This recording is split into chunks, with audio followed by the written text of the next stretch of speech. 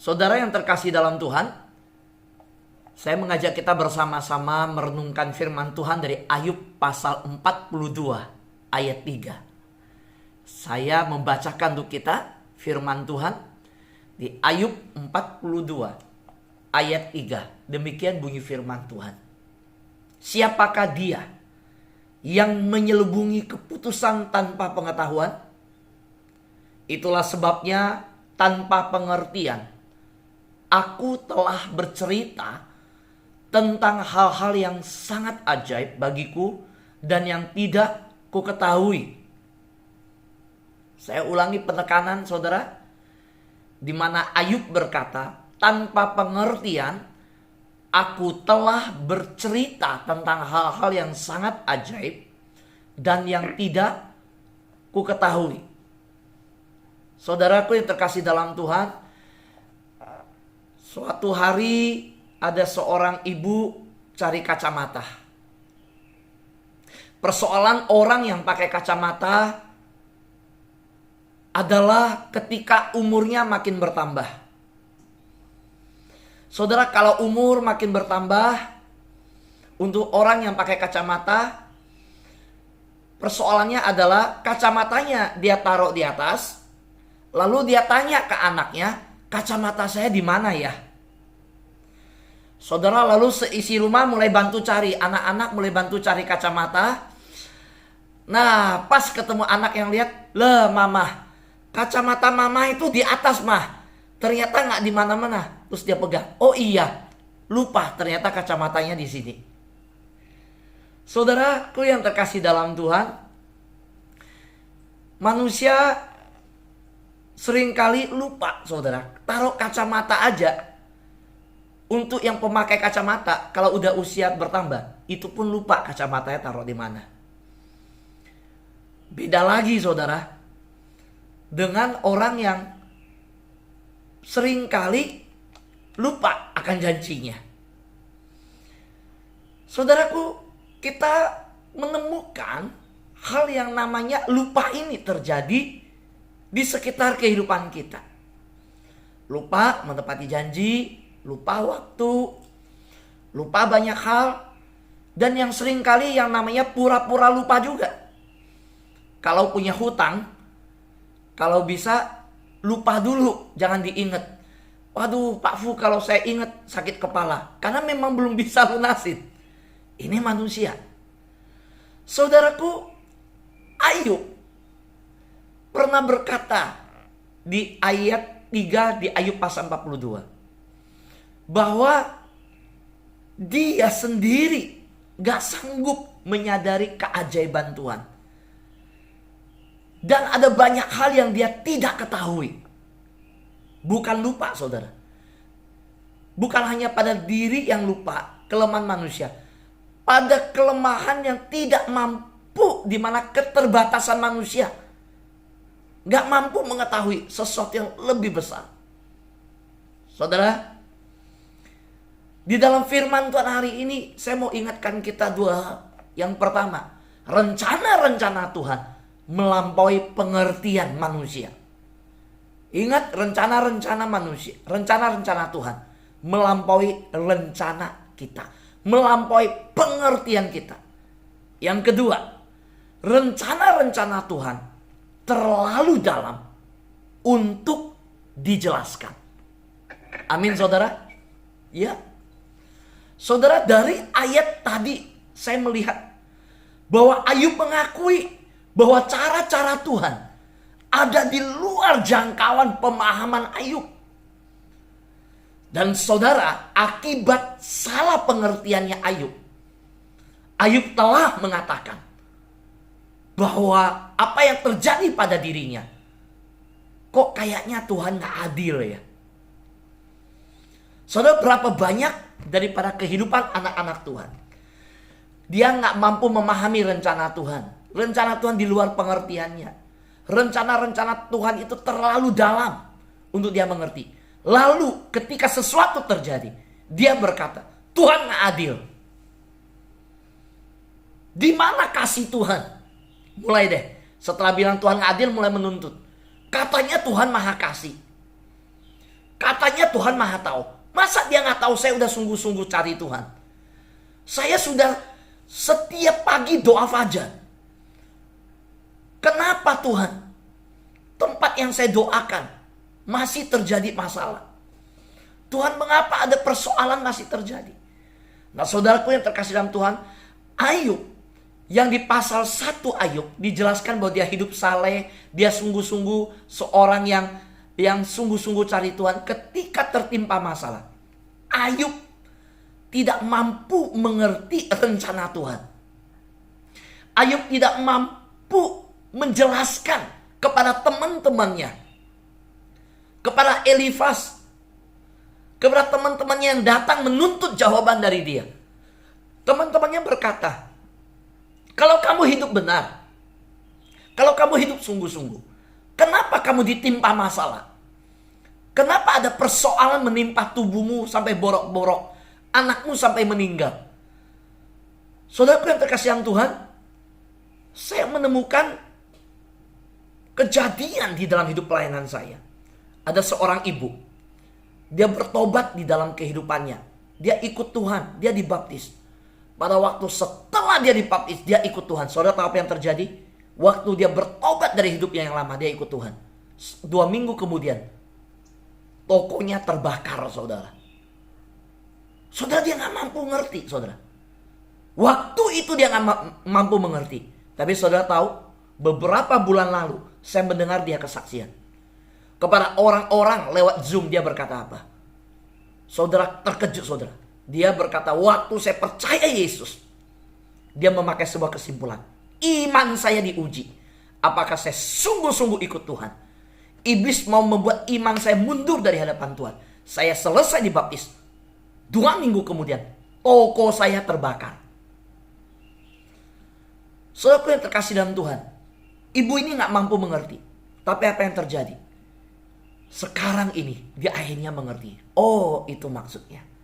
Maka saudara, kalau kita mengalami sebuah proses, jangan cepet-cepet berkata Tuhan gak adil. Bagaimana dengan Tuhan? Ini kenapa terjadi? Kenapa saudara? 2 hal tadi saya katakan. Ingat saudara, rencana-rencana Tuhan melampaui pengertian kita. Kedua, rencana-rencana Tuhan terlalu dalam untuk dijelaskan. Amin saudara? Iya. Karena itu, perhatikan saudara, bahwa Ayub dalam penderitaannya, saya menemukan bahwa di dalam penderitaannya dan doa-doanya, saudara, dia tahu dia tidak bersalah terhadap Tuhan. Dia hidup saleh, saudara. Tetapi saudara, Ayub salah mengerti. Saudara, dia mengeluh terhadap Tuhan yang sudah membuatnya begitu menderita. Saudara, dia merasa, mengapa ini semua terjadi? Kenapa Tuhan izinkan? Saudara, Ayub ketika dalam pengertiannya yang tidak dimilikinya. Ya, hati-hati ya, orang yang tidak punya pengertian akan rencana Tuhan dan tidak mengerti rencana Tuhan, waktu menuntut untuk mengerti, bisa jatuh dalam sebuah kesombongan. Orang sombong itu bukan hanya, oh kaya. Orang sombong itu bukan hanya karena dia punya sesuatu, enggak. Ketika Ayub yang gak mengerti rencana Tuhan, saudara, apa yang terjadi? Dia bilang, Tuhan, ini semua menimpa aku. Berarti kebaikan Tuhan gak sempurna. Aku udah hidup saleh. Aku ikut Tuhan sungguh-sungguh. Aku ikut doa fajar. Aku baca Alkitab. Aku tidak menyimpang kanan dan kiri. Aku sungguh-sungguh justru sejak mulai diajak renungin firman, doa fajar, aku serius. Aku melihat begitu banyak kejadian yang gak mampu aku mengerti. Berarti kebaikan Tuhan gak sempurna. Nah, mulai menghakimi Tuhan. Di situ mulai sombong. Hati-hati. Ayub mulai kepada sebuah kejatuhan yang namanya kesombongan. Saudara, akhirnya Tuhan menyatakan diri kepada Ayub. Saudara, ketika Tuhan menyatakan diri dan Tuhan memberikan sebuah pengertian, apa yang terjadi? Tuhan nggak banyak bicara. Tuhan nggak banyakin. Tuhan nyatakan sesuatu. Ayub langsung bertekuk lutut. Dari mana kita tahu? Dari ayat 3 tadi, Ayub pasal 42 ayat 3, kita masuk ke ayat 5. Saudara terkejut. Ayub bicara apa? Saya bacakan, perhatikan. Hanya dari kata orang saja aku mendengar tentang engkau. Tetapi sekarang mataku sendiri memandang engkau. Tuhan gak usah banyak menjelaskan. Tuhan nyatakan diri langsung. Saudara tahu apa yang terjadi dengan Paulus? Dia nganggap dia ngerti Tuhan. Namanya masih Saulus. Dia minta surat untuk tangkap orang Kristen. Dia pergi sampai ke jalan Damsyik. Wah saudara, dia seorang murid di bawah Gamaliel. Saudara, dia lulus dalam hal Taurat. Saulus orang yang cerdas, luar biasa. Saudara lihat, Perjanjian Baru 3/4 bagian ditulis oleh Paulus. Betul gak saudara? Saulus orang pintar, luar biasa. Tapi apa yang terjadi? Ketika Tuhan hantam dia dengan sinar yang dari langit. Pernyataan diri Yesus Kristus. Cuma satu kalimat. Dia tanya, siapakah engkau Tuhan? Waktu dia jatuh dari kuda. Matanya buta, dia mendengar. Dia bertanya. Dia belum pernah mengalami sebuah penampakan yang begitu dahsyat. Sinar kemuliaan membuat dia buta, terjatuh dari kudanya. Dan dia berkata, siapakah engkau Tuhan? Saudara lihat, dia gak tahu itu siapa. Tapi dia yakin itu pasti Tuhan. Kenapa? Kalau bukan Tuhan, gak mungkin sinar kemuliaan begitu luar biasa. Kalau bukan Tuhan, gak mungkin karena sinar itu aku buta. Kalau bukan Tuhan, gak mungkin aku ngalamin sebuah perjumpaan begitu dahsyat. Saudara lihat, dia tidak tahu siapa, tapi dia tahu itu pasti Tuhan. Dan jawabannya apa? Suara berkata, ini aku, Yesus yang kau aniaya. Cuma satu kalimat saudara. Seumur hidup Paulus berkata, terhadap penglihatan itu tidak pernah aku tidak setia. Terhadap panggilan itu, terhadap kejadian yang mengubah hidupnya itu, seumur hidup dia setia. Kenapa? Dia duduk di bawah Gamaliel, dia lihat orangnya, gurunya ngajar dia. Dia belajar udah S1, S2, S3 di kelas teologi. Dia lihat, dia dengar, dia ini. Nggak banyak berubah. Ketika Tuhan Yesus nampakkan diri, nggak usah banyak bicara. Satu kalimat, dia alami Tuhan. Langsung dia berubah. Maka saudara dengar, kekristenan bukan pengetahuan di otak saja. Kekristenan bukan teologi di kelas S1, S2, S3. Kekristenan itu adalah saudara harus melibatkan yang namanya sebuah pengalaman bersama dengan Tuhan. Amin. Saudara bisa tahu definisi doa. Orang Kristen bilang doa nafas orang percaya. Tanpa doa nggak bisa nafas seperti itu. Tapi dia nggak doa-doa saudara. Nggak pernah doa-doa saudara. Nggak ada artinya. Oh pujian, penyembahan, Allah bertata. Tapi nggak pernah muji Tuhan. Hidupnya mengeluh terus. Nggak ada artinya saudara. Saudara bisa tahu Tuhan dengan pengertian seperti ini. Tapi kalau saudara dalam mengalami pengertian itu cuma segini, ya itulah milik saudara.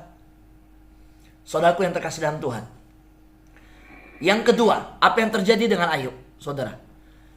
Ayub mengakui kesalahan dirinya. Ayub siap untuk tunduk dan melayani Tuhan. Setelah dia berkata, hanya dari kata orang saja aku mendengar tentang Tuhan. Tetapi sekarang mataku sendiri memandang engkau. Apa yang terjadi? Ayub langsung tunduk. Dia melayani apapun. Dia siap menerima apapun yang terjadi atas dirinya. Maka saudara lihat, Saulus ketika mengalami pengalaman bersama dengan Tuhan dalam perjalanan Damsyik, dari yang menganiaya orang, dia siap untuk dianiaya. Dari menghakimi orang Kristen, dia siap ketika dia jadi orang Kristen. Dia dihakimi, dia siap terima. Saudara, pelayanan itu, dengar, pelayanan itu bukan hanya pelayanan yang selama ini kita kenal, nyambut tamu, ini worship leader dan lain, mimpin pujian lain. Enggak saudara. Pelayanan itu apa yang terjadi? Ketika saya berkata bahwa Ayub mengakui kesalahannya, dia bilang, dulu dari orang aku dengar, sekarang aku mengalami sendiri. Setelah itu Ayub mengalami sebuah perubahan. Apa perubahan? Dia siap melayani Tuhan apapun yang terjadi atas dirinya. Pertanyaan saya, saudara siap gak melayani Tuhan? Ketika saudara berkata tahu tentang Tuhan, dan kalau kita sudah mengerti dan mengalami Tuhan, apapun yang terjadi atas diri kita di dalam melayani Tuhan, kita siap menerimanya. Amin. Oh iya, betul saudara. Siap perasaan, korban waktu, korban harta, korban tenaga. Amin saudara. So lihat apa yang terjadi. Saulus contohnya. Dulu dia bunuh orang. Tapi ketika dia mengalami Tuhan, dia dikejar-kejar mau dibunuh. Dia siap ngalamin. Dulu dia minta surat, saya mau penjarakan orang Kristen. Dia tangkap orang Kristen ke Damsik. Lalu ketika dia bertobat percaya Yesus, dia melayani Yesus. Apa yang terjadi? Orang tangkap dia, orang penjarakan dia. Siap gak dia? Dia siap. So ini harga yang harus dibayar jadi orang percaya. Saudara, maka saya mau mengatakan, kalau kita mengatakan kita sudah mengalami Tuhan, hidup orang yang sudah mengalami Tuhan, ada perbedaannya. Perbedaannya apa? Seperti yang Saulus alami. Perbedaannya apa yang terjadi? Seperti yang Ayub alami. Apapun yang terjadi pada dirinya, dia siap melayani Tuhan. Amin saudara? Iya. Saudara, dalam persiapan doa, dalam persiapan firman, dalam persiapan pelayanan kita belum ngalamin yang seperti Ayub. Dalam pelayanan kita, beratnya tantangan, pergumulan kita lakukan, belum seperti Musa. Musa takut sama Firaun. Orang dia bunuh orang Mesir, dia melarikan diri dari Firaun, disuruh pulang, balik menghadap Firaun. Itu mustahil saudara. Tapi dia tunduk, dia taat, dia lakukan. Saya tidak tahu apa yang menjadi pergumulan saudara. Tapi dari kehidupan Ayub saya melihat bagaimana dia menyerahkan diri kepada Tuhan. Dalam iman, dalam pengharapan, dalam kasih. Di dalam keadaan yang masih menderita. Tanpa mengerti alasan Tuhan mengizinkan. Tetapi Ayub tetap memiliki iman, pengharapan dan kasih. Amin saudara. Saya ingatkan, Ayub belum mengerti alasan mengapa Tuhan izinkan. Tetapi ketika dia sudah mengalami pengalaman dengan Tuhan, dia menyerahkan diri untuk tetap menerima apapun yang terjadi.